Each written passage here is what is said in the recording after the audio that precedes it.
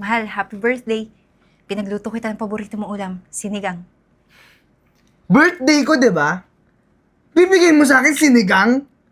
Eh bakit? Paborito mo naman to. Wala man lang pa cake, Eden? Pasensya ka na ha.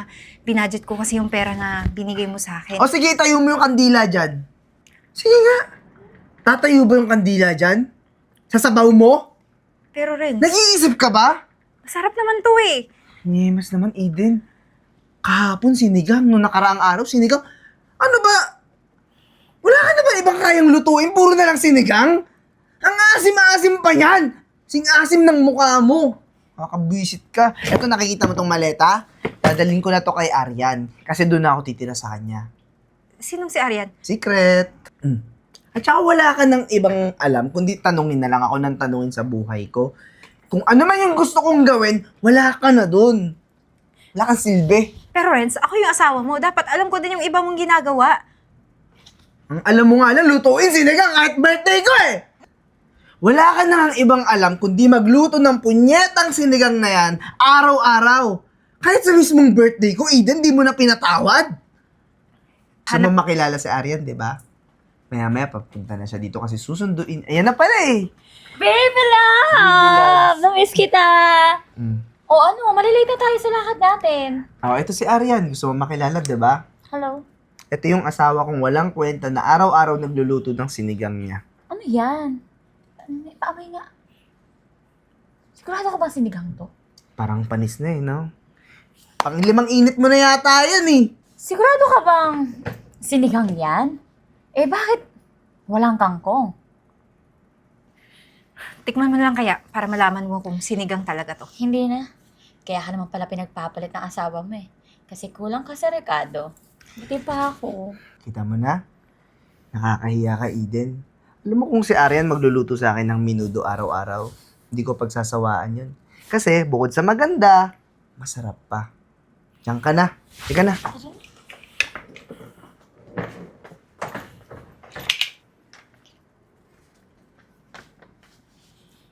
Pumasok na ako. Kanina pa ako kumakatok. Di mo naman ako iniintindi.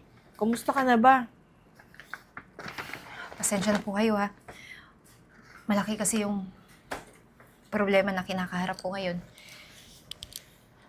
Ito naman sana yung araw na aaminin ko sa asawa ko yung totoong ako.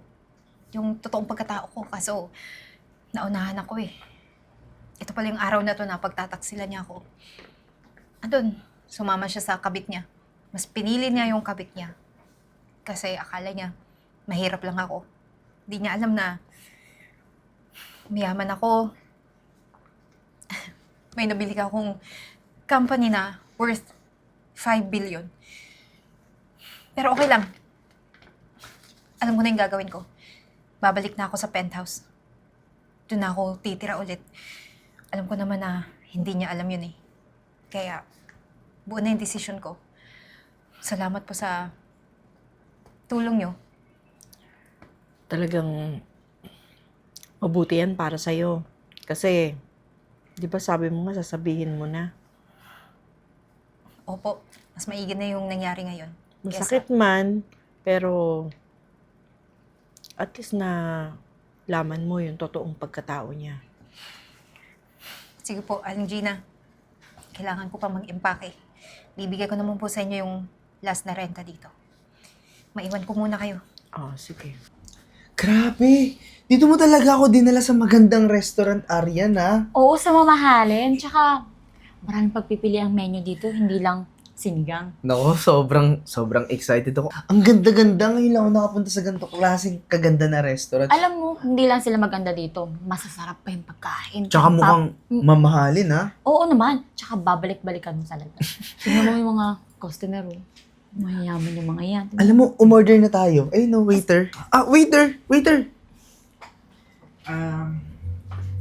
Magandang araw po, ma'am, sir.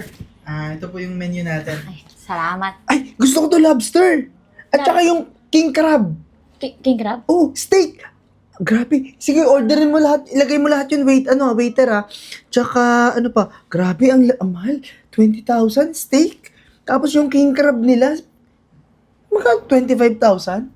Opo. Ganun. Bagay po dyan itong red wine natin. Ah, sige. 1997 po. Kunin mo rin yan. Huwag ka na mag-red wine. Sige, red wine Okay na yun. Would that be all po? Oo. Tsaka yung ice cream, ang mahal ng ice cream nyo dito 7,000? Isang scoop lang? Yes po. From friends pa po kasi yan. Anong flavor po ba? Ito, vanilla. Sige. Okay, vanilla daw. Pa-serve ko na lang po mamaya. Sige po. Water. Water. Grabe, ang Aryan, Ano? hindi ko mararanasan lahat ng mga to kung hindi dahil sa'yo. Sobrang salamat kasi ikaw magbabayad lahat ng bill at tsaka libre mo ko. Siyempre naman. Ganyan talaga tinitreat yung mga lalaki. Hindi lang pinapaulam ng, alam mo yung pare-parehas na sinigang. Diba? Kaya nag-asawa yung mga asawa nila eh. Teka lang ha, parang naiiyak ko eh. Wait lang ha. Sige. Bilisan mo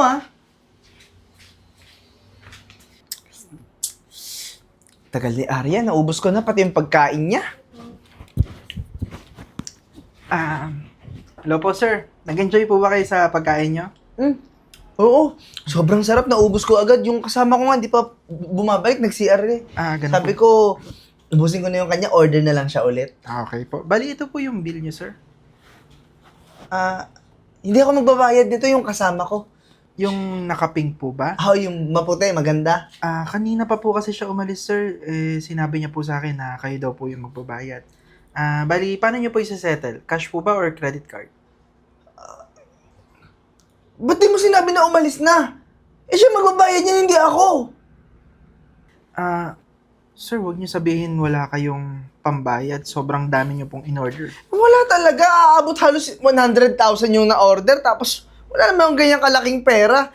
Yung kasama ko, yun yung magbabayad, dapat di mo pinaalis yun. Pasensya na po, sir, ha? Pero kailangan niyo po itong isettle. Mabuti pa po, sumama po kayo sa akin sa opisina.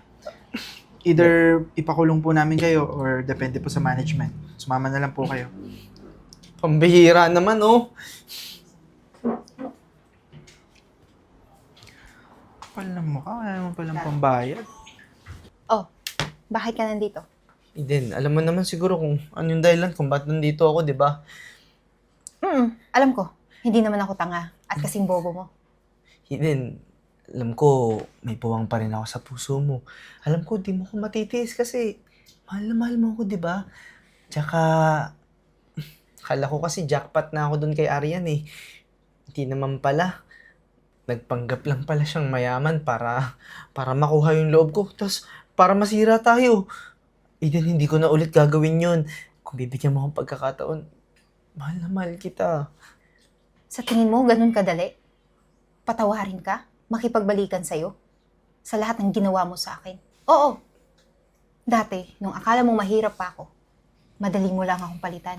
Iwan. Pero, ngayong, alam mo na, bilyonaryo ako. Hindi. Eden, ba't naman kasi tinago mo pa sa akin? Kung alam ko lang noon pa na mayaman ka, di sana hindi na kita iniwan. Hindi na ako sumama dun sa buwisit na Aryan na yun. Sinubukan lang kita, Renz. Kung hanggang saan mo ko mahal.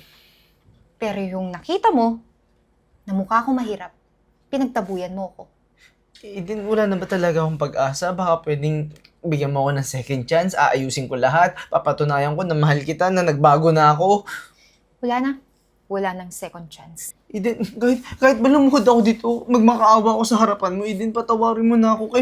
Kailangan ko ng trabaho, maawa ka sa akin, mahal ko. Renz, alam mo, hindi ako ang nawalan. Ikaw, nawalan ka ng totoong babae na tunay na nagmamahal sa'yo. Eden. Guard! Eden. Sir, tara na. Eden, huwag mong gawin sa Paalisin akin. mo na yan at huwag nang pabalikin dito. Eden, huwag mo naman gawin sa akin to. Sabi ko, umalis ka na. Hindi ka ba nakikinig? Eden!